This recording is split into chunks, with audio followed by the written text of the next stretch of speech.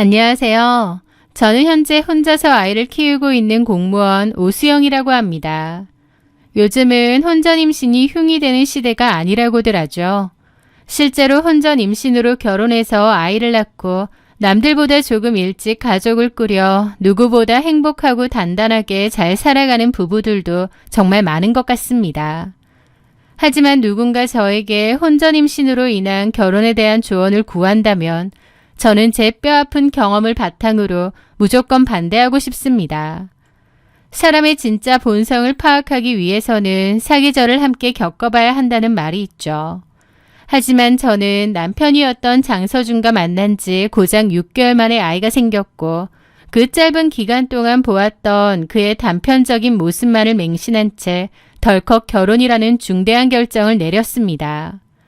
6개월 동안의 장서준은 세상에 이렇게 완벽한 사람이 있을까 싶을 정도로 흠잡을 데 없이 괜찮은 남자였지만 혼인신고를 하고 같은 집에서 살을 부대끼며 살게 된 이후의 그는 제가 상상할 수 있는 범위를 넘어선 최악 중의 최악인 인간이었기 때문입니다.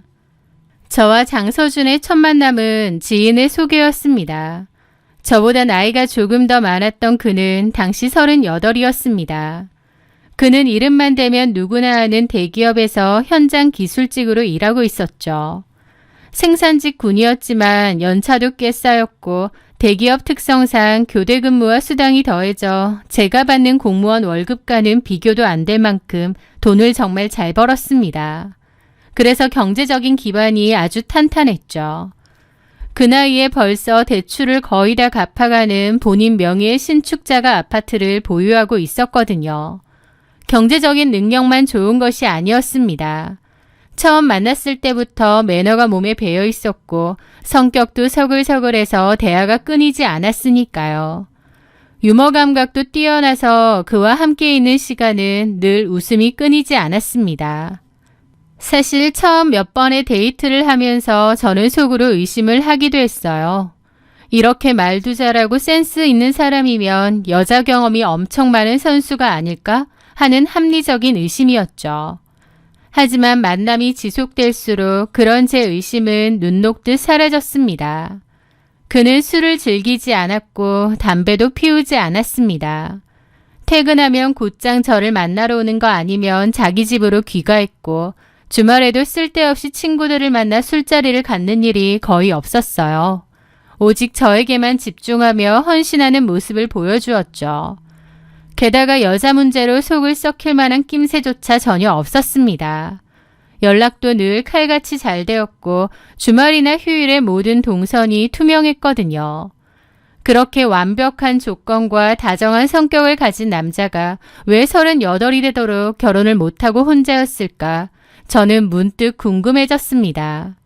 하루는 분위기 좋은 레스토랑에서 저녁을 먹으며 장난 반, 진담 반으로 그에게 물었죠.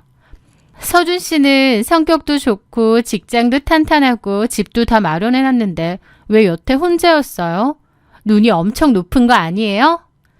제 질문에 그는 저를 지그시 바라보며 아주 부드러운 목소리로 대답했습니다. 맞아요. 저 여자 보는 눈 엄청 까다로워요. 어설프게 만나서 시간 낭비하는 거 딱 질색이거든요. 그런데 수영 씨 처음 본 날 솔직히 첫눈에 이 사람이 내 운명이구나 하는 걸 알았어요.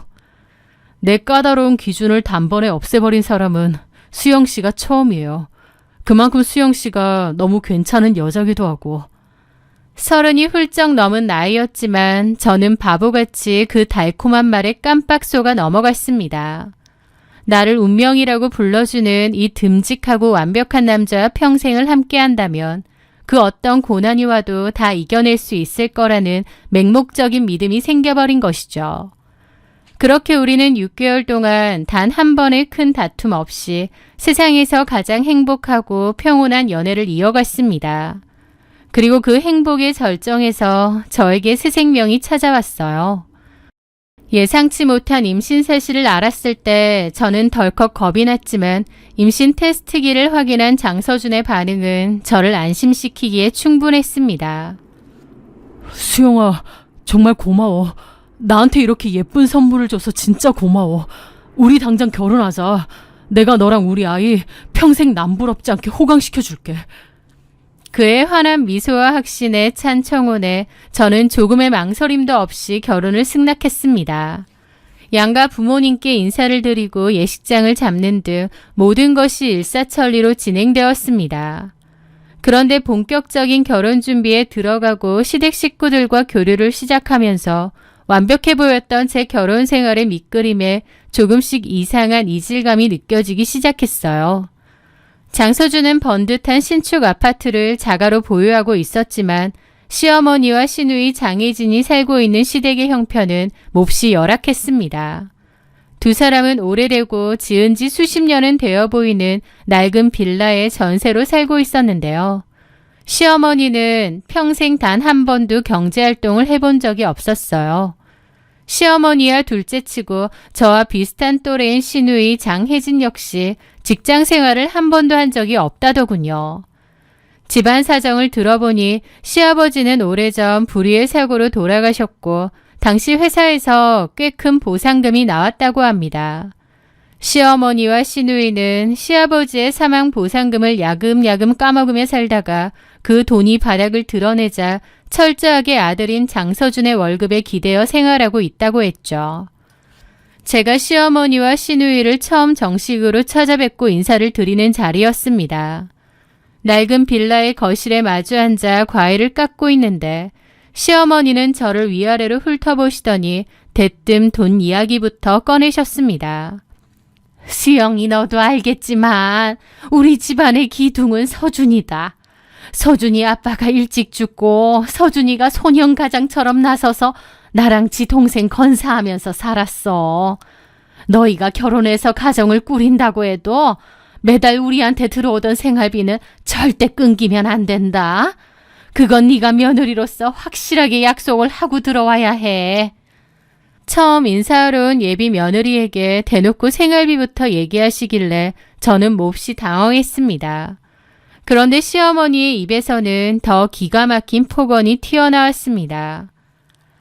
아휴, 너는 참 좋겠다. 공무원 박봉으로 평생 벌어도 못 살 신축 아파트에 우리 아들 잘 만난 덕분에 몸만 쏙 들어와서 살게 됐잖니. 우리는 이렇게 비가 새고 다 쓰러져가는 낡은 전셋집에 사는데 며느리는 참 팔자도 좋게 폈네.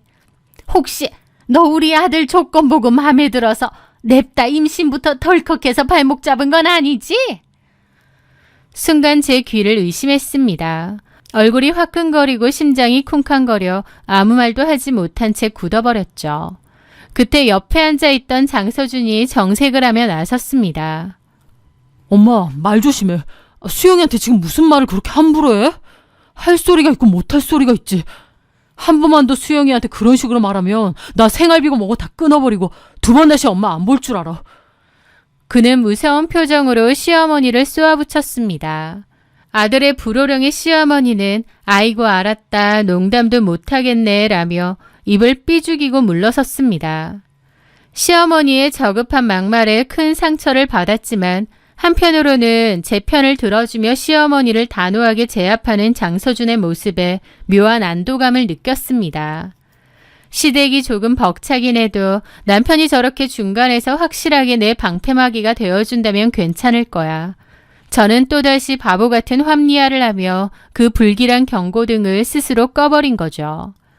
어쨌든 시댁의 무례함에도 불구하고 뱃속의 아이는 이미 자라고 있었고 제 눈에 비친 남편은 여전히 다정하고 든든했기에 저희는 예정대로 결혼식을 올렸습니다.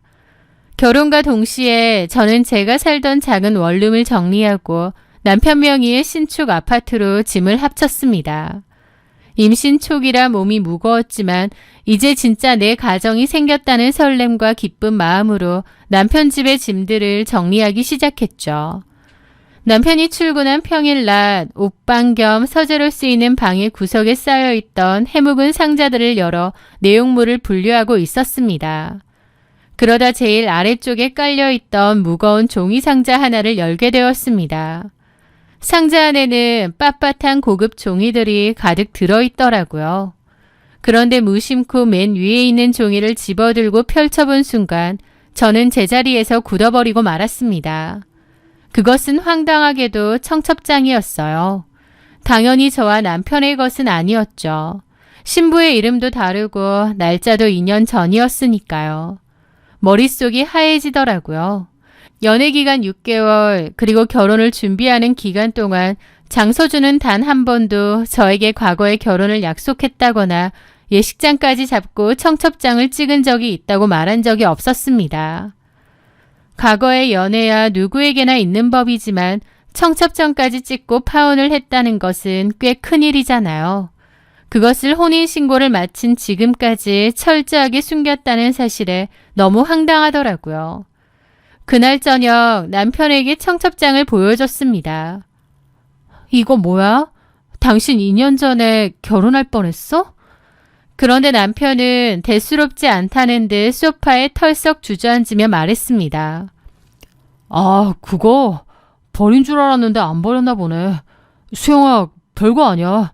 2년 전에 만났던 사람이랑 결혼 얘기가 오가긴 했는데 막판에 성격 차이로 다투고 파혼했어. 그냥 그게 다야. 그게 다라고? 청첩장까지 찍고 파혼했는데 그런 건 얘기해줬어야 되는 거 아니야? 왜 숨긴 거야? 숨긴 게 아니라 굳이 말할 필요를 못 느낀 거지. 수영아, 혼인신고를 해서 호적에 줄이 그어진 것도 아니잖아? 그냥 연애하다가 헤어진 거랑 똑같은 거야. 내가 무슨 돌싱인 것도 아닌데 굳이 말해서 너 신경 쓰이게 만들 이유가 없잖아. 괜히 과거 물건에 의미 부여하고 예민하게 굴지 마. 아무것도 아니잖아. 라는데 말문이 막히더라고요. 청첩장까지 찍은 관계가 깨졌다는 건 어떤 치명적인 문제가 있을지도 모르는 거잖아요. 이 남자가 나를 더 속이는 게 있는 건 아닌지 불안감이 엄습했습니다. 청첩장 사건은 시작에 불과했습니다. 과거에 파혼을 했다는 충격이 채 가시기도 전에 제가 남편이라고 믿었던 장서준의 일상적인 행동들이 하나둘씩 기괴하게 변하기 시작했거든요. 아니, 변한 것이 아니라 연애 시절 동안 숨겨왔던 진짜 본성이 서서히 수면 위로 드러난 것이었죠. 결혼 전 제가 장서준을 완벽한 1등 신랑감이라고 생각했던 가장 큰 이유는 그가 술과 담배를 하지 않고 친구들을 만나 유흥을 즐기지도 않는 가정적인 집돌이 같아 보였기 때문입니다. 하지만 혼인신고를 하고 한 집에 살게 되면서 그가 왜 퇴근 후 밖으로 나돌지 않았는지 그 진짜 이유를 알게 되었습니다. 남편은 퇴근하고 집에 돌아오면 저녁 식사를 쫓기듯 먹고는 곧장 작은 방으로 들어갔습니다. 그리고는 밖에서 열 수 없도록 문을 걸어 잠그는 거예요. 임신 초기에 입덧으로 고생하던 제가 방문을 두드리며 안에서 뭘 하냐고 물으면 아이가 태어나면 돈 많이 들어갈 텐데 돈을 더 벌기 위해서 투자 공부를 한대요. 그러면서 자기를 방해하지 말라고 하더군요. 연애 시절 그토록 다정하고 꿀 떨어지던 목소리는 온데간데 없고 새벽 2, 3시가 넘도록 방에서 나오지도 않았습니다. 섭섭했지만 그래도 애써 남편이 가장으로서의 책임감 때문에 그러는 거라고 정신 승리를 하며 서운함을 삼켰습니다. 하지만 저를 진정으로 미치고 팔짝 뛰게 만든 것은 굳게 닫힌 남편의 방문이 아니라 틈만 나면 불쑥불쑥 열리는 우리 집 현관문이었습니다. 시어머니와 시누이 장혜진은 마치 저희 신혼집을 자신들의 별장쯤으로 여기는 듯 했거든요. 제가 퇴근하고 지친 몸을 이끌고 집에 돌아오면 시어머니와 시누이가 이미 거실 소파를 차지하고 누워 텔레비전을 보고 있는 일이 부지기수였습니다. 어머님, 아가씨, 오셨으면 미리 연락이라도 주시지 그러셨어요. 제가 황당해서 묻자 시어머니는 제가 사다 놓은 과일을 입에 씹어 넣으며 태연하게 대꾸하셨습니다. 연락은 무슨 연락? 내 아들 집인데. 애미랑 동생이 오고 싶을 때 언제든지 올 수 있는 거지. 며느리 허락받고 와야 되니? 아휴, 너는 공무원이라면서 퇴근이 왜 이렇게 늦어? 시어머니는 아들의 아파트라는 점을 끊임없이 강조하며 이 집의 진짜 주인은 자신들이라는 태도를 고수했습니다. 비밀번호를 마음대로 누르고 들어오고 제가 쉬어야 할 주말에도 아침부터 들이닥쳐 배달 음식을 시켜 먹으며 난장판을 만들어 놓기 일쑤였죠. 게다가 시어머니는 남편의 월급 날짜가 하루라도 지나면 저에게 득달같이 전화를 걸어 호통을 치셨습니다. 수영아, 어제가 서준이 월급날인데 왜 아직 생활비 입금이 안 됐니? 시어머니랑 시누이는 굶어 죽어도 상관없어? 네? 그이가 깜빡하고 못 보냈나 봐요. 그런 건 와이프인 네가 잘 챙겼어야지. 카드값도 나가야 되는데. 당장 보내라. 남편이 생활비 이체를 깜빡한 날이면 시어머니는 저한테 전화해서 난리를 쳤습니다. 시어머니도 시어머니지만 시누이는 더했습니다. 30이 넘도록 경제활동을 해본 적이 없는 그녀는 저희 집에 와서 제 물건을 마음대로 뒤지고 가져가기 일쑤였어요. 뭐가 잘못된지도 모르는 것 같더라고요. 제 가방이며 향수, 화장품 등을 그냥 말도 없이 마구 들고 가는 겁니다. 한 번은 제가 화가 나서 시누이에게 전화를 걸어 따졌죠. 아가씨, 제 가방이랑 화장품 말도 없이 가져가시면 어떡해요? 당장 돌려주세요. 그러자 시누이는 아주 당돌하고 뻔뻔하게 대꾸했습니다. 언니는 어차피 배도 불러서 밖에 잘 나가지도 못하면서 그런 가방이 왜 필요해요? 그리고 그거 우리 오빠 돈으로 산 거 아니에요? 우리 오빠가 산 건데 여동생이 좀 빌려 쓰는 게 뭐 어때서 그렇게 쪼잔하게 굴어요? 기가 막혀서 말이 나오지 않았습니다. 제 월급으로 산 제 물건이었는데도 막무가내더라고요. 저는 남편에게 이 기막힌 상황을 하소연했습니다. 하지만 남편의 반응은 저를 힘들게 만들었죠. 수영아, 혜진이가 어릴 때부터 물건에 욕심이 좀 많아. 가방은 그냥 혜진이 줘. 내가 돈 벌어서 그거보다 훨씬 더 좋은 명품 가방으로 새로 사줄 테니까. 아니, 그것도 그렇고 너무 자주 오셔. 나도 좀 쉬어야 되는데. 엄마랑 혜진이가 우리 집에 오고 싶어서 오는 건데 그걸 내가 어떻게 막아? 오지 말라 그래? 아들 집 오겠다는데? 나도 힘들어. 제발 그만 좀 징징대고. 나 너무 피곤하다. 그는 제 편은커녕 오히려 저를 속 좁고 징징대는 여자로 취급했습니다. 그런 나날이 반복되었고 저도 너무 힘들더라고요. 그러던 무렵 예정일보다 이르게 진통이 찾아왔습니다. 진통 후에 낳은 아이는 너무 예쁘더라고요. 그동안의 서러움이 씻겨 내려가는 것처럼요. 퇴원 후 저는 미리 예약해두었던 산후조리원으로 들어갔습니다. 2주 동안 머물기로 한 곳이었죠. 남편은 제가 조리원에 있는 동안 자신도 육아휴직을 썼다며 매일같이 조리원으로 출근 도장을 찍었습니다. 여보, 나 당분간 회사 육아휴직 냈어. 우리 아기 태어났는데 내가 당신 옆에서 있어야지. 그런데 제가 조리원에 입소한 지 12일째 되던 날 퇴소를 불과 이틀 앞두고 있던 오후였습니다. 수유실에서 아이에게 젖을 물리고 방으로 돌아와 쉬고 있는데 조리원 로비 쪽에서 심상치 않은 고함 소리와 우당탕탕 물건 부서지는 소리가 들려왔습니다. 장서주, 이 새끼가 20년 단 줄 알아? 못 찾을 줄 알아? 살벌한 욕설과 고함에 놀란 산모들이 방문을 빼꼼히 열고 내다보았고 저 역시 제 남편 이름이 불리자 놀라서 밖을 쳐다보았습니다. 험악하게 생긴 남자 셋이 들이닥쳐 조리원 직원들과 실랑이를 벌이고 있는 거예요. 그리고 그 남자들의 한가운데 제 남편 장서준이 멱살을 잡힌 채 바닥에 질질 끌려다니고 있는 거예요. 저는 너무 놀라 입이 뜨악했죠. 네가 잠수 타면 우리가 못 찾을 줄 알았냐? 돈 빌려갔으면 갚아야지. 연락 다 씻고 회사 때려치고 도망쳐. 와이프랑 애 앞에서 한번 뒤져볼래? 남자는 핏대가 선 얼굴로 남편의 뺨을 거칠게 때리며 소리쳤습니다.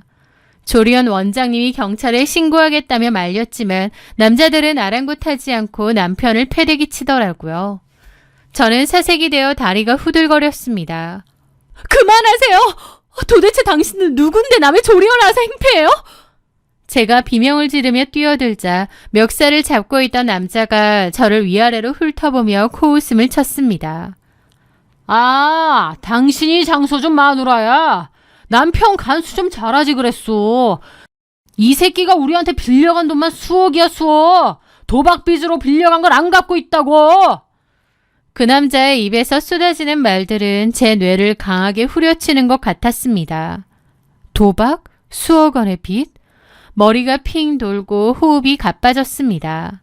바닥에 널브러져 있는 남편을 향해 제가 떨리는 목소리로 물었습니다. 여보, 이게 다 무슨 소리야? 도박이라니. 제 물음에 남편은 고개를 푹 숙인 채 덜덜 떨기만 할 뿐 아무 말도 하지 못했습니다. 그때 옆에 있던 다른 사채업자가 비웃으며 쐐기를 박았습니다. 이 새끼 잡으려고 회사 찾아갔더니 그 사이에 튀었네. 회사까지 그만뒀다는 거예요. 저는 전혀 몰랐습니다. 세상이 무너져 내리더라고요. 저한테는 회사에 육아휴직을 냈다고 하더니 그게 아니라 도박 빚 때문에 빚쟁이들이 회사로 쳐들어와 직장에서 잘리고 쫓겨난 거였습니다. 1등 신랑감인 줄 알았던 장서준은 최악의 도박 중독자였던 거죠. 경찰 사이렌 소리가 들려오기 시작하자 사채업자들은 내일 모레까지 돈 안 해놓으면 진짜 묻어버린다는 협박을 남기고 황급히 자리를 떴습니다. 조리원 로비에는 정적만이 남았고 저와 남편을 바라보는 수많은 시선만이 따갑게 내리꽂히고 있었습니다. 저는 바닥에 엎드려 있는 남편을 향해 다가갔습니다. 그런데 남편은 미안함이나 죄책감은커녕 제 어깨를 부여잡으며 그러는 거예요. 수영아, 너 지금 통장에 현금 얼마 있어? 너 마이너스 통장 뚫을 수 있지? 아니면 대출이라도. 이번에 한 방만 크게 터트리면 빚 다 갚을 수 있을 것 같은데. 제발 돈 좀 융통해주면 안 될까? 라는데 소름이 쫙 끼치는 거예요. 그리고 이제 와서 보니 도박에 미쳐도 단단히 미쳐버린 것 같더라고요. 이 인간은 끝났다. 여기서 도망치지 않으면 내 아이와 나도 저 괴물과 함께 시궁창에서 죽겠구나 라는 것을 느꼈습니다. 저는 남편을 힘껏 밀쳐내고 곧장 방으로 돌아갔습니다. 그리고 조리원 원장님께 당장 퇴소하겠다고 말씀을 드리고 허둥지둥 짐을 챙겼죠. 그리고 아이를 꽁꽁 싼 뒤 택시를 잡아타고 신혼집으로 향했습니다. 집에 가서 남아있는 제 짐과 아이용품을 챙겨 곧바로 친정으로 갈 생각이었거든요. 그런데 현관문 비밀번호를 누르고 집 안으로 들어선 순간 기가 막혀 헛웃음이 터졌습니다. 거실 소파에는 시어머니와 시누이 장혜진이 제 집인 양 편안하게 누워 텔레비전을 보고 있는 거예요. 당연히 저한테는 한마디 말도 없었죠. 바닥에는 배달 음식 쓰레기가 널브러져 있었던 꼴이 제가 산후조리원 가 있는 내내 이러고 있었던 모양이더라고요. 게다가 한쪽에는 아예 떡하니 캐리어까지 2개가 있는 거예요. 짐 싸서 온 거죠. 문을 열고 들어오는 저와 갓난아이를 보며 시어머니는 눈을 동그랗게 떴습니다. 어머, 너 왜 벌써 오니? 근데 우리 서준이는? 뻔뻔하게 있는 그 2 사람의 모습에 진절머리가 났습니다. 여기 왜 있으세요? 그 말에 시어머니가 코웃음을 치더라고요. 쟤가 또 저러네. 내가 몇 번을 말해. 여기 우리 서준이네 집 아니야. 내 아들 집에 내가 와 있겠다는데 뭐 문제 있어? 말이 나와서 말인데 우리 그냥 여기서 살란다. 여기서 사신다고요? 그래, 못 살 게 뭐야. 막말로 이 집 네 집이야? 우리 서준이 집 아니야. 내 아들 돈으로 너는 이런 좋은 집 살고 왜 엄마인 나랑 동생인 혜진이는 그 얄궂은 데서 살아야 되니? 나 내 아들 키우는데 돈 많이 썼다. 이 정도는 나도 누려야 돼. 라면서 뻔뻔한 얼굴로 말하더라고요. 저는 헛웃음이 나왔습니다. 산후조리원에서 한바탕 후 남편하고도 이미 끝내려 마음먹었는데 시어머니의 태도를 보자 제 이혼 결심에 쐐기를 박는 기분이 들더군요. 그래, 이 막대 먹은 집하고 끝내자 더욱 결심했던 거죠. 예, 누리세요. 실컷 사세요. 제가 나가드릴 테니까. 뭐라고? 지금 우리가 여기 왔다고 네가 나가겠다는 거야?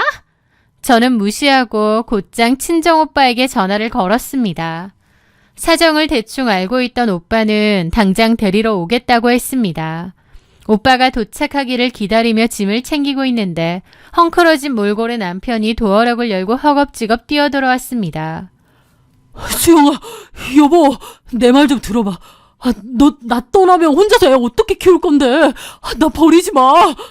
남편은 제 바짓가랑이를 붙잡고 눈물을 줄줄 흘리며 쩔쩔맸습니다. 시어머니가 그런 남편을 말리더라고요. 아니 왜 잡아? 시어머니 신우이랑 살기 싫어서 나가겠다는데. 냅둬라. 지가 지 발로 나간대잖아. 엄마 좀 가만 계세요. 저는 오만상을 찌푸리며 남편의 손을 거칠게 쳐냈습니다. 됐고, 그만 살자. 어머님이 이 집에서 아주 살고 싶은가 본데 그렇게 해. 왜 나만 이 집에서 누리며 사시냐고 안 해? 하루가 멀다하게 찾아오셔서 내가 여기서 뭘 누렸는지 모르겠는데 어머님이 그렇게 하고 싶다니 그렇게 하시게 냅둬. 내가 나가드릴 테니까. 엄마랑 동생이랑 여기서 살아. 수영아, 진짜 왜 이래? 가라 그래. 말리지 마. 시어머니랑 살기 싫다고 저 핏덩이 갓난아기 데리고 이혼하겠다는 애가 세상 천지 어딨다니. 세상에 기가 막힌다 아주. 내 말이 그 말이야. 저렇게 세게 나오면 우리가 깨갱하고 돌아갈 줄 아나 봐. 엄마, 장이지. 저 가만히 있어. 뭘 가만히 있어. 내가 틀린 말 했어? 오냐, 잘 생각했다. 나가렴. 서준아, 너 그냥 쟤랑 이혼해라. 하고 엄마랑 동생이랑 여기서 살자. 너 우리 그 오래되고 얄궂은 집에서 사는 거 안쓰럽지도 않았니? 쟤 딱 보니까 네 돈 뜯어먹으려고 임신부터 덜컥해서 들어온 것 같아. 내가 처음부터 마음에 안 들었어. 얘 수영아, 너 네가 먼저 이혼하자고 했으니 위자료 같은 거 팔할 생각 꿈도 꾸지 마라. 어차피 이 집도 우리 서준이 거고 서준이 월급도 다 우리 거니까 넌 애만 데리고 당장 나가. 그러면서 신우한테 그러시더라고요. 혜진아, 쟤 혹시 지 거 말고 우리 서준이 물건 들고 가는 거 없는지 감시해라. 지 것만 들고 가라 그래. 라는데 어이가 없었습니다. 아들이 빚쟁이들에게 쫓기는 도박꾼이라는 걸 상상도 못한 시어머니는 오히려 저보고 나가라고 하더라고요. 며느리가 나간다는데도 시어머니는 오히려 기분이 좋고 들떠 보였습니다. 저만 나가면 이 좋은 아들네 아파트를 자신이 독차지하고 예전처럼 아들의 월급도 마음대로 쓸 수 있다는 생각에 신났을 테니까요. 시어머니의 그 멍청하고 우스운 환상을 굳이 깨주고 싶지도 않았습니다. 네, 그러세요. 잘나고 돈 많은 아들 월급 마음껏 쓰시면서 이 집에서 평생 사세요. 마침 친정오빠가 저를 데리러 들어왔고 제 짐과 아이용품들을 빠르게 옮겨 실었습니다. 저는 오빠의 보호를 받으며 남편의 변명소리를 등진 채 그 지옥 같은 집을 빠져나왔죠. 오빠의 차를 타고 친정으로 향하는 길 조수석에 앉아 잠든 아이의 얼굴을 내려다보는데 눈물이 쏟아졌습니다. 처음에는 소리 없이 흐르던 눈물이 이내 주체할 수 없는 오열로 바뀌었습니다. 어쩌다 이렇게 됐을까? 여러 가지 자책과 서러움이 북받쳐 차 안에서 짐승처럼 펑펑 울었죠. 오빠는 아무 말 없이 묵묵히 운전을 하며 제 어깨를 다독여 주었습니다. 한참을 울고 나니 핸드폰이 울렸습니다. 신우이 장혜진이었어요. 새언니, 엄마가 다시 한번 말하라고 해서 문자 보내는데요. 언니가 먼저 집 나가겠다고 결정하고 이혼하자고 한 거니까 나중에 위자료니 뭐니 딴소리 하지 마세요. 참고로 번복하고 돌아와도 우리 엄마가 절대 안 받아준대요. 우리 오빠 돈 한 푼도 못 주니까 알아서 애 잘 키우세요. 이 상황에서도 돈. 진짜 주제 파악을 못해도 이렇게 못할 수가 있을까요? 저는 어이가 없어서 실소조차 나오지 않았습니다. 답장할 가치도 없어 바로 번호를 차단해버렸죠. 그렇게 친정에 머물며 본격적인 이혼소송과 친권, 양육권 확보를 위한 법적 절차를 준비하기 시작했습니다. 그런데 막상 집에 와보니 제 물건하고 미리 사둔 아이 물건하고 미처 챙기지 못한 짐들이 꽤 있었습니다. 그건 들고 와야겠다 싶었기에 오빠와 함께 다시 한번 그 아파트로 향했죠. 그런데 엘리베이터를 타고 층에 내렸을 때부터 분위기가 심상치 않았습니다. 저희 집 현관문이 활짝 열려 있었고 집안에서는 요란한 고함 소리와 비명 소리가 울려 퍼지고 있는 거예요. 이게 뭔 일인가 싶어 오빠와 함께 조심스럽게 열린 문틈으로 집안을 들여다보았습니다. 그리고 깜짝 놀랐죠. 집안은 그야말로 아수라장이었거든요. 지난번 조리원 로비에서 보았던 그 험악한 사채업자들이 집안까지 쳐들어와 난동을 부리고 있었으니까요. 장서준 그 새끼 어디 있는지 불어. 돈 안 갖고 도망치면 여긴 다 우리 거라고 했지? 집안에 있는 거 싹 다 빨간 딱지 붙여버리기 전에 당장 그 새끼 데려와. 사채업자들은 거실 장식장을 발로 차고 소파를 엎어버리며 고함을 지르고 있었습니다. 그리고 그 위풍당당하던 시어머니와 시누이는 겁이 질려 바닥에 주저앉은 채 벌벌 떨고 있더라고요. 당신들 뭐야? 당장 나가! 경찰 부르기 전에! 맞아요! 경찰 부르기 전에 당장 나가요! 사채업자는 기가 찬다는 듯 헛웃음을 치며 시어머니의 삿대질을 뿌리쳤습니다. 경찰! 불러봐! 당신 아들 불법 도박에 우리 돈 들고 날랐다고 우리도 고소해버릴 테니까. 뭐라고요? 이게 무슨 소리야? 불법 도박이라니. 우리 아들 대기업 다니고 얼마나 건실한데 무슨 도박? 건실 같은 소리 하네. 그 회사 잘린 지가 언젠데. 아들이 불법 도박하는 것도 몰랐어? 이 집도 이미 우리한테 담보로 잡혀서 어차피 넘어갈 거야. 그러니까 고만 버티고 짐 싸서 곱게 나가셔. 사채업자의 입에서 나온 팩트 폭격에 시어머니와 시누이의 얼굴은 그야말로 사색이 되었습니다. 시어머니는 믿을 수 없다는 듯 가슴을 치며 오열하기 시작했습니다. 말도 안 돼. 그럴 리가 없어. 말도 안 돼. 이 집 넘겨도 빚 모자라니까 빨리 전화해보라고. 아들한테 직접 들으면 될 거 아니야. 출장 갔다고 했는데. 회사 잘렸는데 출장은 개뿔. 어디 노름판 가서 노름이나 하고 있겠지. 아니면 PC방 죽치고 앉아서 인터넷 도박하고 있거나. 시모랑 신우가 꼴딱꼴딱 넘어가더군요. 오빠는 다음에 오자고 했지만 저는 그 난장판 속으로 덤덤하게 걸어 들어갔습니다. 아는 체도 하지 않고 묵묵히 방으로 들어가 옷장과 서랍을 열고 묵묵히 제 남은 짐들과 아이용품을 박스에 주워 담고 있자니 신우랑 시모가 저를 붙잡더라고요. 예, 너 마침 잘 왔다. 이게 다 무슨 소리라니. 새언니, 이거 오해죠. 이 사람들 말 사실 아니죠. 불과 며칠 전만 해도 우리 오빠 돈 한 푼도 안 줄 테니 알아서 살라고 카톡을 보내던 그 뻔뻔한 시누이가 맞나 싶었습니다. 저는 경멸스러운 눈빛으로 시누이의 손을 차갑게 떼어냈습니다. 내가 오빠랑 이혼하겠다고 한 거 이것 때문이에요. 어머님, 저한테 아들 재산 탐나서 일부러 임신한 거 아니냐 하셨죠? 참나, 재산은 무슨. 빚도 재산이면 재산이겠네요. 저 진짜 사기당한 기분이에요. 어머님 아들 도박꾼의 빚쟁이인지 상상도 못했네요. 거기다가 뻔뻔하게 집 내놓으라는 시댁 식구들까지. 진짜 지긋지긋하네요. 어머님 말 맞다나 이 집도 어머님 아들 집이고 아들 월급도 다 어머님 거예요. 저는 이제 상관없는 사람입니다. 집만 챙겨 나갈 테니 놓으세요. 저는 필요한 집만 챙기고 오빠와 함께 미련 없이 그 집을 빠져나왔습니다. 등 뒤로 시어머니의 곡소리와 사채업자들의 쌍욕이 뒤섞여 들려왔지만 제 마음은 그 어느 때보다 홀가분했습니다. 아니다 싶을 때 바로 박차고 나온 거 정말 잘한 거구나. 아니었으면 저 못 볼 꼴을 나도 당했겠구나 싶었죠.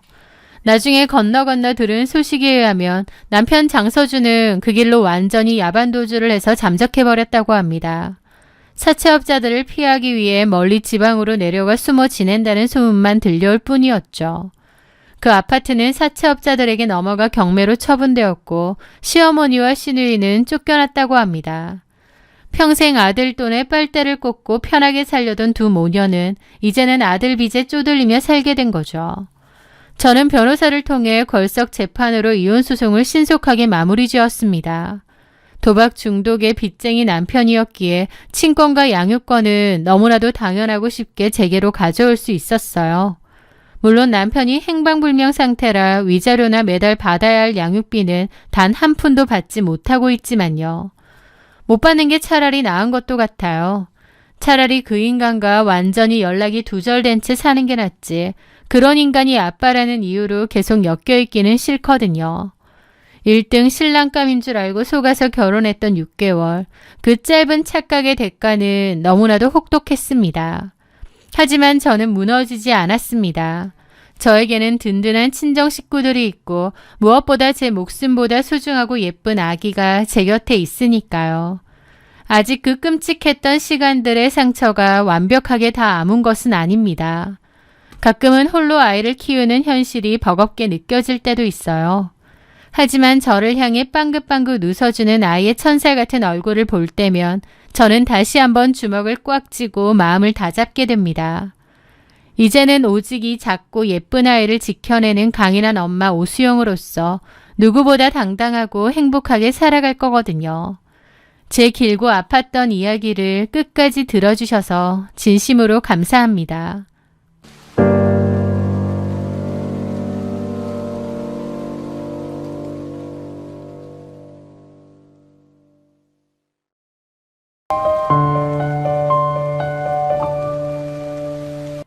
안녕하세요. 저는 40대 초반의 여성 최유진이라고 합니다. 저에게는 14살 된 중학생 아들이 하나 있고 전 남편 홍재우는 구청에서 근무하는 지방직 공무원이었습니다. 남편 홍재훈이 처음부터 공무원이었던 것은 아닙니다. 결혼 초창기 남편은 안정적인 직장을 얻기 위해 뒤늦게 공무원 시험 준비를 시작했거든요. 저는 남편이 시험에 온전히 집중할 수 있도록 낮에는 회사에서 일하고 퇴근 후에는 육아와 집안일을 전담하며 묵묵히 그의 뒷바라지를 했습니다. 두 번의 낙방 뒤에 남편이 마침내 공무원 시험에 합격했을 때 저희 부부는 서로 부둥켜 안고 눈물을 흘렸습니다.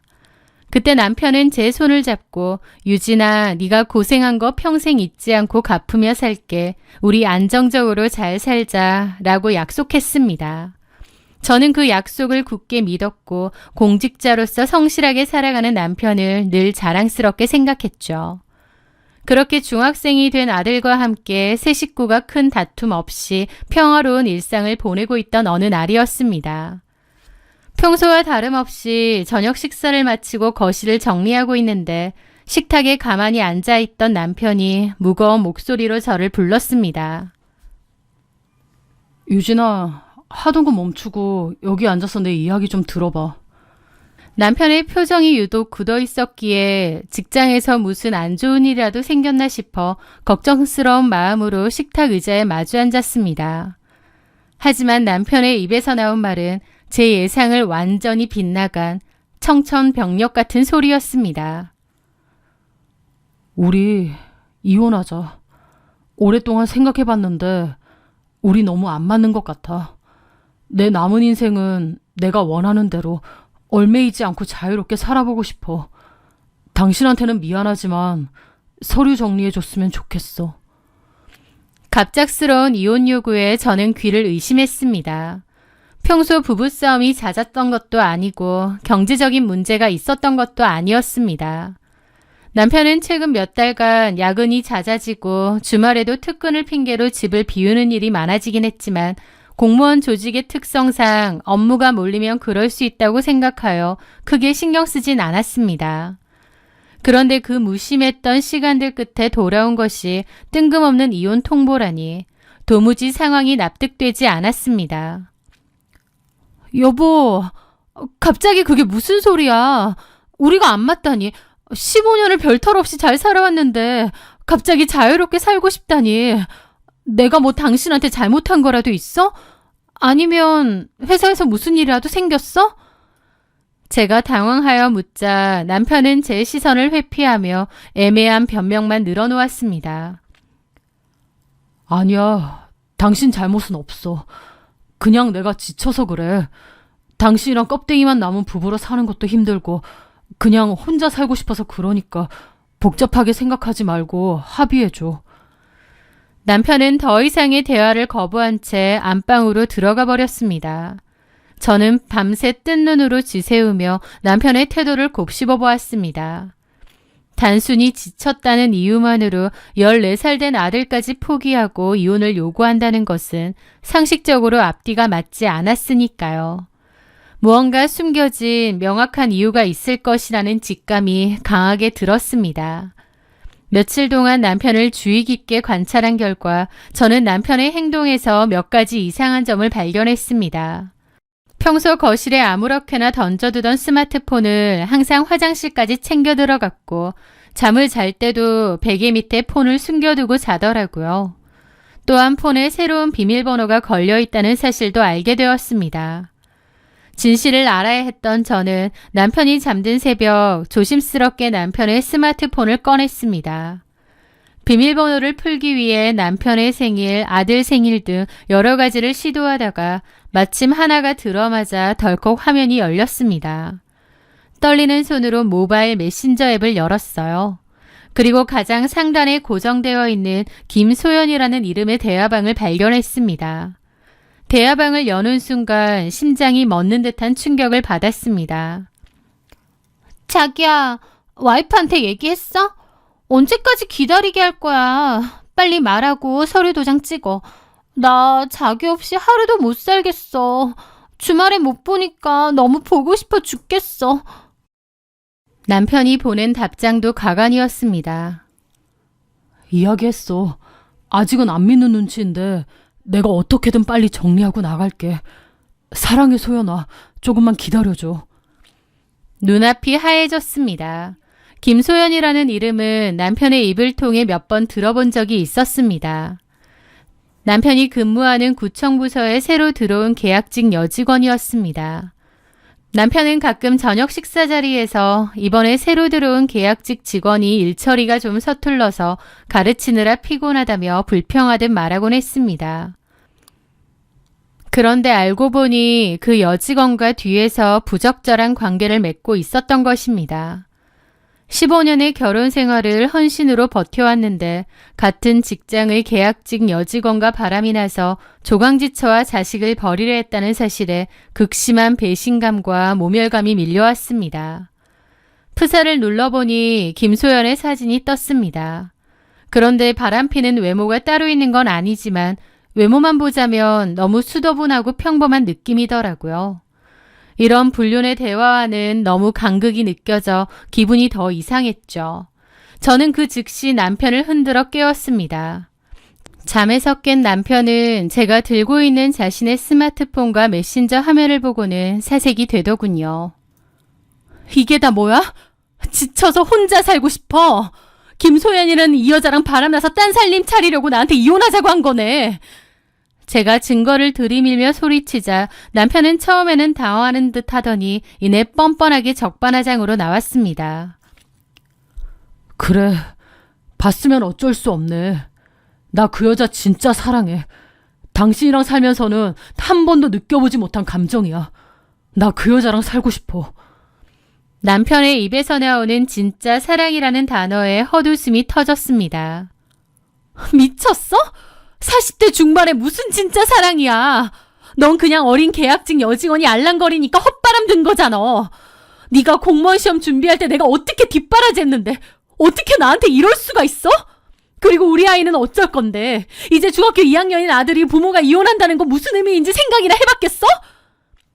제가 아들 이야기를 꺼내며 핏대를 세우던 그때였습니다. 안방문이 아주 천천히 열리더니 14살 된 아들이 창백한 얼굴로 서 있는 것이 보였습니다. 밤중에 안방에서 들려오는 큰 소리에 잠이 깬 아들이 문 밖에서 저와 남편이 나누는 모든 대화를 고스란히 듣고 있었던 거죠. 충격을 받은 아들의 눈에는 눈물이 가득 고여 있었습니다. 엄마, 아빠가 바람 피워서 우리 버리고 다른 여자한테 간다는 거 그거 진짜야? 아들의 떨리는 목소리를 듣는 순간 제 가슴은 갈기갈기 찢어지는 것 같았습니다. 남편의 외도를 알았을 때보다 1000배, 10,000배는 더 고통스럽더라고요. 저는 서둘러 아들에게 다가가려 했지만 아들은 뒷걸음질을 치며 남편을 향해 원망 섞인 시선을 던졌습니다. 그런데 그 상황에서 남편이 아들에게 한 행동은 인간의 상식을 완전히 벗어난 것이었습니다. 보통의 아빠라면 아이 앞에서 자신의 치부가 드러난 것에 대해 부끄러워하고 사과를 했겠지만 남편은 오히려 아들에게 다가가 타이르듯 말했습니다. 준우야, 어른들 일은 네가 아직 어려서 다 이해하지 못할 수도 있어. 아빠도 사람인지라 살다 보면 진짜 마음이 가는 사람을 만날 때가 있는 거야. 엄마랑은 인연이 다 된 것뿐이지 아빠가 널 사랑하지 않는 건 아니야. 나중에 크면 아빠를 이해할 날이 올 거니까 너무 상처받지 마라. 자신의 불륜을 어른들의 어쩔 수 없는 진짜 사랑으로 포장하며 14살 아들에게 이해를 강요하는 그 뻔뻔하고 구역질나는 변명에 이성의 끈이 끊어지고 말았습니다. 아들의 얼굴은 이미 충격과 환멸로 일그러져 있었죠. 저는 남편을 향해 악을 썼습니다. 닥쳐! 어디서 애한테 그딴 쓰레기 같은 소리를 해! 네가 사람이면 자식 앞에서 어떻게 그따위 변명을 짓거려! 당장 이 집에서 나가! 당장 꺼져! 저는 눈에 뵈는 것 없이 옷장을 열어 남편의 옷가지들을 꺼내 거실 바닥에 집어 던졌습니다. 남편은 알았어, 나갈 테니까 소리 지르지 마라며 신경질적으로 짐을 주워 담고는 캐리어를 끌고 현관문을 나섰습니다. 현관문이 닫히는 소리와 함께 저희의 15년 결혼 생활은 산산조각이 났습니다. 남편이 집을 나간 후 저는 밤을 새워가며 복수를 다짐했습니다. 저 역시도 저런 쓰레기 같은 인간과 더 이상 살고 싶은 마음은 추워도 없었지만 그냥 곱게 보내줄 생각은 없었습니다. 다음날 아침 저는 남편에게 메시지를 보냈습니다. 네가 원하는 대로 이혼은 해줄게. 하지만 상간녀 김소연이랑 네가 저지른 불륜 사실 구청 감사실이랑 부서 게시판에 전부 폭로할 거야. 공무원이 직장 내에서 계약직이랑 불륜 저지르는 거 징계 사유로 충분한 거 알지? 공무원 품위 유지 위반으로 네 밥줄 끊어지는 거 각오해. 제 경고 메시지가 전송된 지 채 30분도 지나지 않아 제 휴대폰이 요란하게 울렸습니다. 그런데 황당하게도 남편이 아니라 남편의 친누나인 제 시누이였습니다. 남편이 제 메시지를 받고 겁에 질려 시댁의 도움을 요청한 모양이더라고요. 전화를 받자마자 시누이는 다짜고짜 저를 몰아세웠습니다. 옳게, 재훈이 얘기 다 들었어. 당연히 옳게 기막힌 건 알겠는데 두 사람 문제는 가정 안에서 해결해야지. 직장의 불륜 사실을 터트리네 만에하면 어떡해. 그렇게 사람들 입에 오르내리고 개망신 당하는 거 옳게한테도 좋은 거 아니야. 잘못을 저지른 동생을 혼내기는커녕 동생의 안위만을 걱정하는 시누이의 태도에 기가 막혀 말이 나오지 않았습니다. 형님 동생이 자기 직장 여직원이랑 바람나서 저랑 준우 버리고 갔어요. 그따위 더러운 짓을 한 건 형님 동생인데 왜 저한테 화를 내세요? 당연히 직장에 알리고 상간소송까지 해서 대가를 치르게 해야죠. 제 단호한 대답에 시누이는 적반하장으로 쏘아붙였습니다. 아휴, 남자가 살다 보면 잠깐 한눈 팔 수도 있는 거지. 그걸 가지고 기어이 직장에까지 흙탕물을 튀겨야 속이 시원하겠어? 옳게, 진짜 독하다 독해. 그냥 조용히 위자료 받고 곱게 이혼해줘. 시끄럽게 해서 좋을 게 뭐 있어? 저는 시누이의 그 이기적인 태도에 구역질이 났습니다. 만약 고모부님이 딴 여자랑 눈 맞아서 이혼하자고 해도 형님은 바로 이혼해 주실 건가요? 형님도 자식 키우는 입장이면서 어떻게 저한테 그런 폭언을 하실 수가 있어요? 제가 전곡을 찌르자 시누이는 한치의 망설임도 없이 당당하게 대답했습니다. 내 남편이 딴 여자 좋다고 저러고 있으면 난 구질구질하게 안 매달려. 쿨하게 위자료 받고 끝내지. 그리고 올케처럼 남편 직장 찾아가서 회방 놓는 그런 짓은 안 해. 개망실은 나도 당하는 거니까. 아무튼 재훈이 직장에 알리기만 해봐. 우리도 가만 안 있을 거니까. 시누이는 자기 할 말만 쏟아내고 전화를 끊어버렸습니다. 가제는 개편이라지만 시댁 식구들의 이토록 뻔뻔하고 비상식적인 태도에 저는 완전히 질려버렸죠. 남편과 시댁에 대한 일말의 미련조차 깨끗하게 사라지더라고요. 저는 곧바로 변호사를 선임하여 남편과 상간녀 김소연을 상대로 이혼 및 위자료 청구 소송 그리고 상간소송을 준비하기 시작했습니다. 어떻게든 그들의 민낯을 까발리고 대가를 치르게 할 작정이었으니까요. 그렇게 변호사 사무실을 오가며 소송을 준비하던 어느 날 오후였습니다. 제 휴대폰으로 모르는 번호에 전화 한 통이 걸려왔어요. 평소 모르는 번호는 잘 받지 않지만 혹시 변호사 사무실인가 싶어 통화 버튼을 눌렀죠. 여보세요? 수화기 너머로 무겁고 낮은 아주 낯선 남자의 목소리가 들려왔습니다. 저 혹시 홍재훈 씨 아내분 되십니까? 네, 맞는데요. 누구시죠? 상대방은 잠시 침묵하더니 제 인생을 완전히 다른 방향으로 뒤집어 놓을 뜻밖의 폭탄 선언을 던졌습니다. 저는 박경호라고 하고요. 남편분이 만나고 있는 김소연의 남편입니다. 순간 제 심장이 덜컥 내려앉았습니다.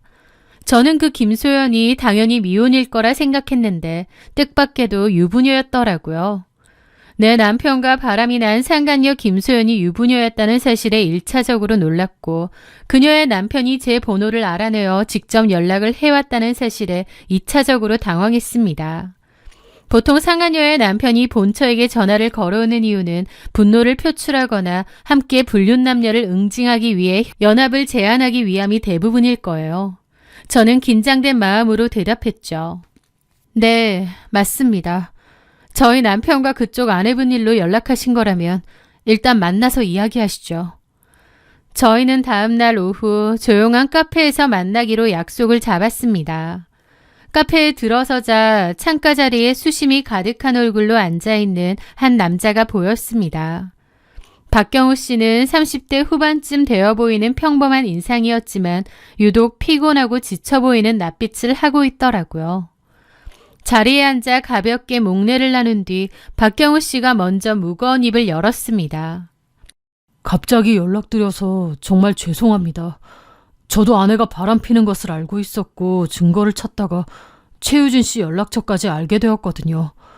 두 사람 그런 사이인지 아셨나요? 고개를 끄덕이며 차분하게 대답했습니다. 얼마 전에요. 저희 남편이 그쪽 아내분을 진심으로 사랑한다며 저와 아들을 버리고 집을 나갔거든요. 아마 지금 같이 지내고 있는 것 같아요. 남편은 저에게 이혼을 요구하고 있는 상황이고 저는 상간소송 준비 중이에요. 제 대답이 끝나자마자 저는 박경우 씨의 반응을 보고 제 눈을 의심했습니다. 분노로 괴로워할 거라 생각했는데 놀랍게도 박경우 씨의 얼굴에 갑자기 환한 화색이 돌기 시작했거든요. 왜 화색이 돌까 생각하는데 그와 동시에 박경우 씨는 장손으로 자신의 얼굴을 감싸쥐더니 깊은 안도감과 함께 어깨를 들썩이며 눈물까지 흘리기 시작했습니다. 저는 너무 당황했죠. 괜찮으세요? 제가 당황하여 묻자 박경우 씨는 눈물을 훔치며 크게 심호흡을 하더니 이내 실소를 터뜨렸습니다. 죄송합니다. 이런 모습을 보여서. 그런데 제가 지금 너무 기뻐서요. 기쁘다고요? 그게 무슨... 와이프가 바람이 났다는데 기쁘다는 겁니다. 이게 뭔 소린가 했죠. 사실 제 아내가 다른 남자와 살림을 차리고 이혼을 원한다는 사실이 저한테는 완벽한 해방같이 느껴져서요. 상간녀의 남편이 자신의 아내가 바람이 난 사실을 기뻐하며 해방이라고 외치다니 이게 대체 무슨 코미디인가 싶었습니다. 제가 도무지 이해할 수 없다는 표정을 짓자 박경우 씨는 물을 한 모금 마시고는 김소연, 즉 제 남편의 상간녀가 가진 기막힌 실체에 대해 털어놓기 시작했습니다. 김소영 그 여자 겉으로 보기에는 수도분하고 평범해 보여요. 성격도 그래 보이고요. 저도 그런 모습에 속아서 결혼했습니다. 착하고 생활력도 강하고 예의 바르고 그런 사람인 줄 알았어요. 그런데 막상 같이 살아보니 그 여자 완전 제정신이 아니더라고요. 왜요? 박경우 씨의 이야기는 충격적이었습니다.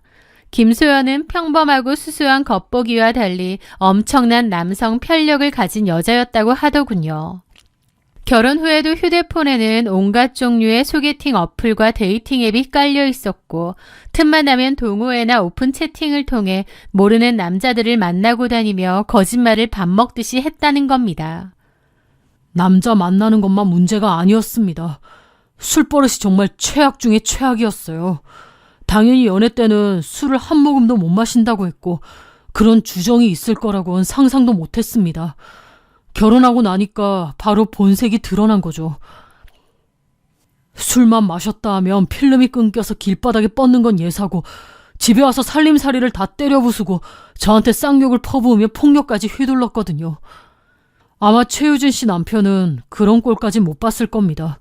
연애할 땐 철저히 자기 진짜 모습을 감추니까요. 얼마나 남자한테 잘 맞춰주고 입에 혀처럼 구른지. 저도 그 여자가 연애 때만 해도 정말 지고지순하고 현명하고 착한 여잔 줄 알았습니다. 결혼해보니 완전 사기 결혼 당한 수준으로 다르더라고요.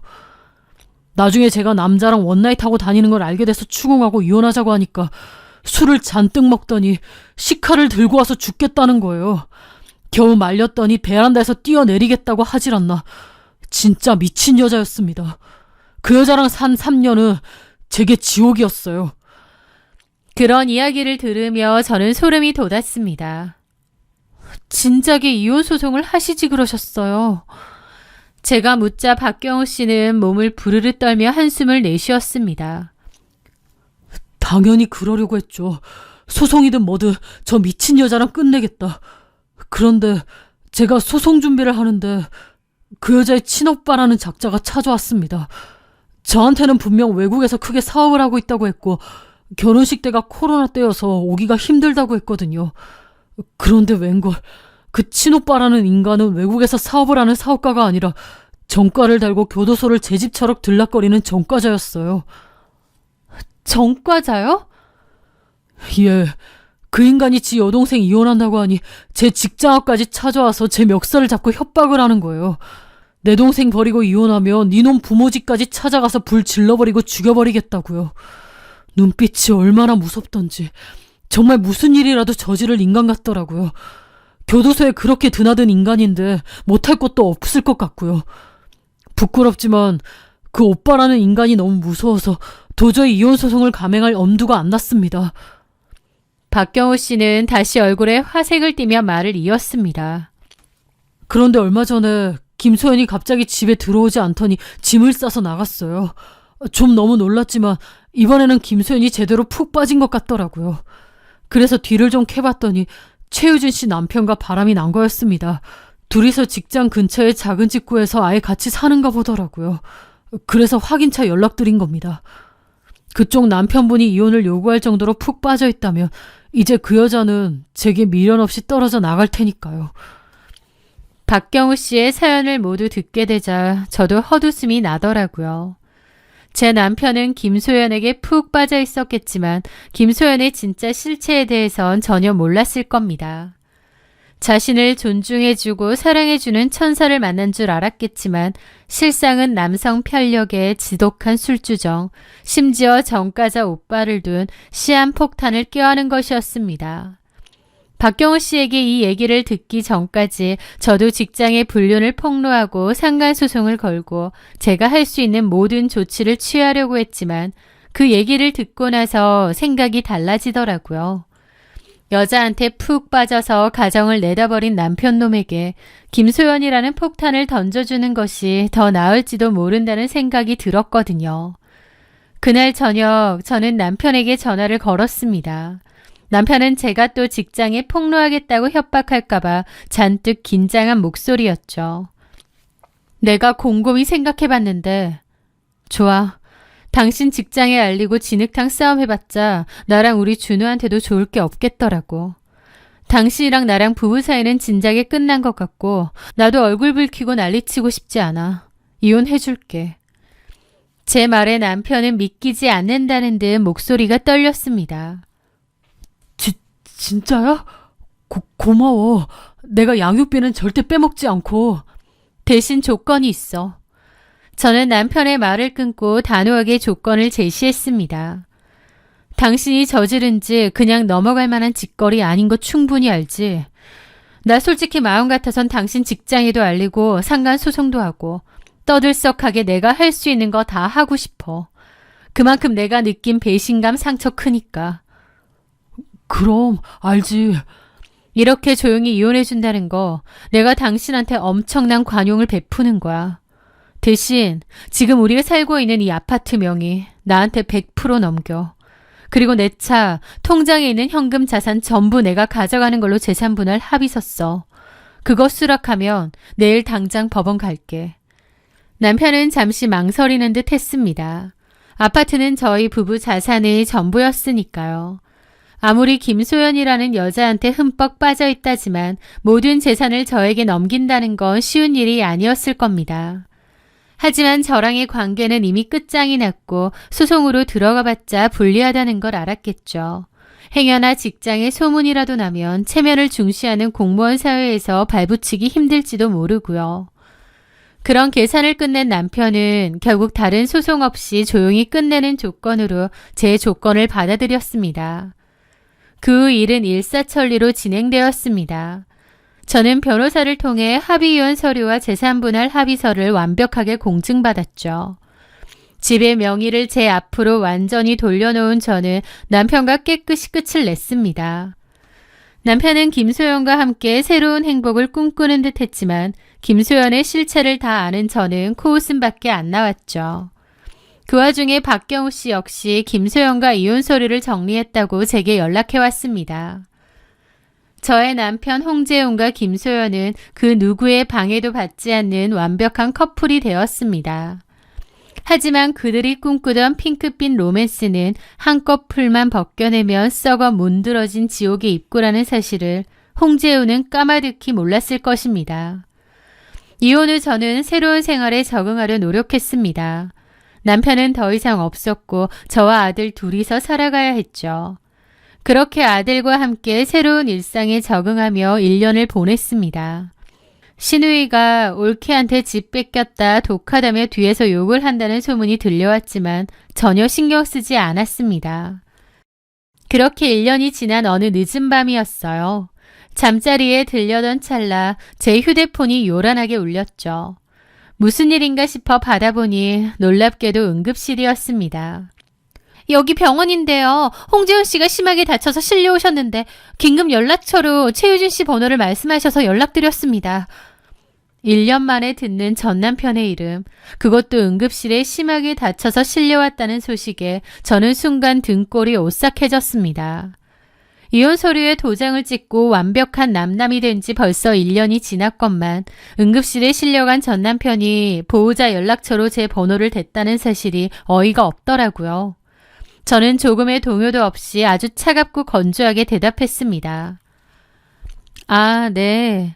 그런데 어쩌죠? 저는 그 환자분과 1년 전에 이혼한 전처입니다. 법적으로 남남이고 제가 보호자로 갈 이유가 없네요. 환자분 스마트폰에 누나나 어머니라고 저장된 번호로 다시 연락해 보시길 바랍니다. 제가 전화를 끊으려 하자 간호사 옆에서 웅얼거리는 소리가 들리더니 이내 누군가 전화를 가로채는 소리가 났습니다. 유진아, 나야. 제발 끊지 마. 나 좀 도와줘. 간신히 발음을 쥐어짜내는 듯한 전 남편의 목소리였습니다. 과거 저와 아들을 매몰차게 버리고 떠날 때의 그 당당하고 오만했던 기세는 온데간데 없고 한없이 찌질하고 처참하게 무너져 내린 음성이었죠. 저는 전화를 끊는 대신 이 기막힌 코미디의 결말이 어떻게 되었는지 드러나보자는 심산으로 가만히 귀를 기울였습니다. 전 남편이 응급실 병상에 누워 흐느끼며 털어놓은 지난 1년간의 삶은 박경우 씨가 예언했던 그대로, 아니 그보다 훨씬 더 끔찍한 생지옥이었습니다. 남편은 저와 이혼하고 김소연과 살림을 합친 직후부터 아차 싶었다고 합니다. 김소연과 불륜을 저지를 때만 해도 김소연은 마치 입안에 혀처럼 굴었대요. 박경우 씨 말처럼 지고지순하고 남편에게 지극정성이었다고 했죠. 벌레 한 마리도 못 죽일 것처럼 가냘프고 제 남편이 없으면 안 될 것처럼 보였답니다. 그런데 결혼하고 나서 김소연은 180도 달라졌다고 했습니다. 그 천사 같던 여자는 온데간데 없고 각자 이혼 후 살림을 합치고 혼인신고까지 하자 머지않아 본성을 드러냈다고 했죠. 직장도 바로 그만두고 살림에 집중하고 싶다더니 집은 아무렇게나 개판으로 두더래요. 그러면서 술을 먹고 술주정을 부리고 낮 시간에는 남자들을 만나러 다녔다고 했습니다. 개벌은 남주겠나요? 남편이 출근한 사이 그녀는 끊임없이 낯선 남자들과 연락을 주고받았고 저녁에 다른 남자와 술을 마시러 다니기까지 했답니다. 전 남편이 다른 남자를 만나고 다니는 거 아니냐 의심하니 자기는 그런 적 없다며 자기를 의심하냐면서 식칼을 들고 와서 중내 산에 미친년처럼 날뛰었다고 했습니다. 과거 박경우 씨가 당한 그대로 한 것이었죠. 그렇게 하루하루 말라가며 지옥 같은 일상을 버티던 어느 날 결국 사달이 나고 말았습니다. 남편이 퇴근하고 돌아왔을 때 김소연이 모르는 남자와 다정하게 통화를 하고 있는 것을 목격한 것입니다. 남편이 폰을 빼앗아 누구냐고 추궁하자 김소연은 적반하장으로 남편의 뺨을 때리며 네가 뭔데 내 사생활에 간섭하냐며 악을 썼다고 했어요. 이성을 잃은 남편도 홧김에 김소연의 뺨을 후려치며 손찌검을 했다고 하고요. 전 남편은 저를 배신한 나쁜 놈이긴 하지만 누군가에게 폭력을 행사한 적 없었습니다. 그런데 김소연은 그런 전 남편마저도 완전 돌아버리게 만든 모양이더라고요. 그런데 진짜 비극은 남편의 그 손찌검 한 번에서부터 시작되었다고 했습니다. 맞았다는 사실에 분노한 김소연은 그 길로 집을 뛰쳐나갔고 다음날 저녁 남편이 살고 있는 오피스텔에 아주 무시무시한 불청객을 대동하고 나타났다고 했습니다. 바로 김소연의 친오빠였죠. 박경우 씨가 그렇게 두려워하며 벌벌 떨었던 교도소를 제 집 드나들듯 한다는 그 전과자 친오빠 말이에요. 온몸에 문신을 두르고 험악한 인상을 한 친오빠는 오피스텔 문을 부수고 들어와 다짜고짜 전 남편을 무자비하게 구타하기 시작했습니다. 내 동생을 때려! 너 구청 공무원이라며!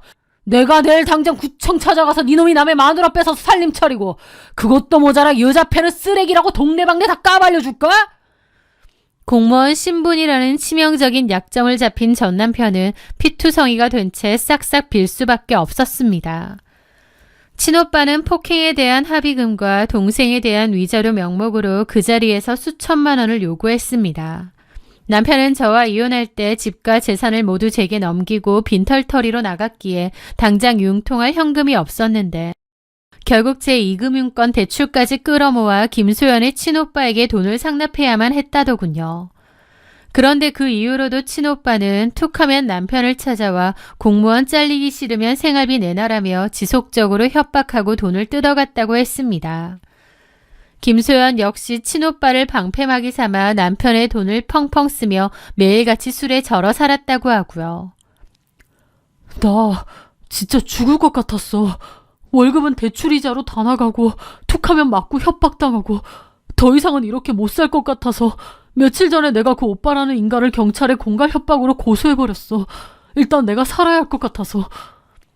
그런데 남편의 경찰 고소 사실을 알게 된 김소연의 친오빠는 완전히 이성이 나갔다고 했습니다. 잃을 게 없는 사람은 건드리면 안 된다는 말도 있는데 김소연의 친오빠가 딱 그 짝이었던 거죠. 결국 대낮에 남편이 근무하는 구청부서 한가운데로 김소연의 친오빠가 쳐들어와 고함을 지르며 의자를 집어던지고 사무실을 쑥대밭으로 만들었다고 했습니다. 그리고 남편의 멱살을 잡고 바닥에 내동댕이 치며 무자비한 폭행을 가하기 시작했다더군요. 이 쓰레기 같은 새끼야. 조강지처럼 자식 버리고 남의 마누라 꼬셔서 도망간 불륜남 새끼가 어디서 감히 경찰에 고소를 해. 네 놈이 내 동생 패고도 무사할 줄 알았어? 친오빠는 남편을 발로 짓밟으며 남편이 김소연과 저지른 불륜 행각과 폭력 사실을 동료들이 다 듣는 앞에서 적나라하게 폭로했습니다. 사무실은 순식간에 아비규환이 되었고 경찰이 출동하여 친오빠에게 수갑을 채워 연행에 갈 때까지 남편은 직장 동료들이 보는 앞에서 짐승처럼 두들겨 맞아야 했다더군요. 갈비뼈가 부러지고 얼굴이 함몰되는 중상을 입은 남편은 구급차에 실려 병원으로 이송되었고 그렇게 만신창이가 된 채로 응급실 병상에 누워 제게 전화를 걸었던 것입니다. 유진아, 나 어떡하냐? 나 직장에 소문 다 났어. 이제 직장도 못 다닐 것 같아. 내 인생 다 끝났어. 남편은 짐승처럼 앓는 소리를 내며 오열했습니다. 내가 미쳤었지. 그 악마 같은 년한테 홀려서. 유진아, 나 너무 아프고 무서워. 우리 준우, 우리 아들 너무 보고 싶다. 내가 진짜 다 잘못했어. 이렇게 되니까 네 생각밖에 안 나더라. 제발 나 좀 보러 와줘. 나 좀 살려줘. 전 남편이 울부짖으며 자신의 처참한 몰락을 늘어놓는 동안 저는 수화기 너머로 새어나오는 헛웃음을 도저히 참을 수가 없었습니다. 전화기 너머에서 흐느끼던 남편이 멈칫하더니 믿을 수 없다는 듯 물었습니다. 너 지금 웃은 거야? 저는 웃음기를 싹 거두고 아주 서늘하고 또박또박한 목소리로 대답했습니다. 미안해. 참으려고 했는데 웃음이 나오네. 당신 같으면 안 웃기겠니? 당신이 그렇게 목숨 걸고 선택한 진짜 사랑이잖아. 조강지처랑 14살짜리 아들 가슴에 대못 받고 떠났던 당신이 1년 만에 상간녀 오빠한테 흠씬 두들겨 맞고 직장에 다 까발려져서 응급실에 누워있는데 이게 안 웃기겠냐고. 남편은 아무 말도 하지 못한 채 거친 숨만 몰아쉬었습니다. 너 아무리 그래도 이보세요, 홍재훈 씨. 누가 칼 들고 그 여자랑 불륜 저지르라고 협박했어요? 당신이 당신 두 발로 처자식 버리고 지옥불에 걸어 들어간 거잖아. 이제 와서 갈 곳 없으니 아들 핑계 대면서 매달리지 마. 언제부터 아들 생각했는데? 우리 준우? 당신한테 얼마나 큰 상처를 받았는 줄 알아? 아빠라고 부르고 싶지도 않대. 이제 와서 아들 얘기 입에 올리는 것도 웃기네. 저는 마지막으로 그에게 쐐기를 박았습니다. 다신 나한테 연락하지 마. 당신이 선택한 쓰레기장 속에서 평생 구름에 잘 살아봐. 저는 통화 종료 버튼을 매몰차게 누르고 곧바로 그의 번호를 수신 차단해 버렸습니다. 과거에 그 여자에게 푹 빠져 캐리어를 들고 현관문을 나설 때 가슴속에 응어리졌던 지독한 분노와 억울함이 오늘 이 한 통의 전화로 완벽하게 씻겨 내려가는 기분이었습니다. 그 후 건너 들려온 소식은 제가 예상했던 것보다 훨씬 더 파괴적이었습니다. 대낮에 구청 한복판에서 벌어진 이 일로 감사실에서는 즉각 남편에 대한 조사에 착수했고 공무원 품위유지 의무 위반으로 징계위원회가 열렸다고 하더군요. 불륜 저지르고 그 상간녀에게 폭력을 행사했으며 결과적으로 전과자 친오빠가 관공서에 난입하여 공무를 방해하게 만든 남편의 죄질은 매우 무겁게 다루어졌던 거죠. 결국 남편은 중징계를 받았다고 들었습니다. 하지만 중징계보다 더 무서운 것은 공무원 사회의 차갑고 폐쇄적인 꼬리표였겠죠. 공무원이라는 좁은 사회에서 남편은 처자식 버리고 바람 피운 파렴치한 놈, 상간녀한테 손찌검하다가 처남한테 직장에서 개패듯 맞은 등신이라는 영원한 주홍 글씨를 달게 되었으니까요. 박경호 씨는 김소연이라는 끔찍한 시한폭탄을 제 남편에게 아주 완벽하게 넘겨주었습니다. 저 역시도 그 등신 같고 한심한 가족 간의 의리도 애정도 없는 남편 놈을 그 여자에게 잘 넘겨주었고요. 1년 전 그날 진흙탕 싸움을 하는 대신 집과 재산을 챙겨 미련 없이 돌아선 제 자신의 선택에 다행을 느낍니다. 현재 저는 제 명의로 된 아파트에서 매일 훌쩍훌쩍 커가는 듬직한 중학생 아들과 함께 아무런 근심 없이 평온한 삶을 누리고 있어요. 거짓된 사랑과 욕망에 눈이 멀어 죗값을 치르고 있는 자들은 평생 자신이 만든 지옥 속에서 고통받겠지만 진실하게 제 몫을 지켜낸 저와 제 아들의 앞날에는 흔들림 없는 평화만이 가득할 거라고 믿습니다. 제 긴 이야기를 끝까지 귀 기울여 들어주셔서 진심으로 감사드립니다.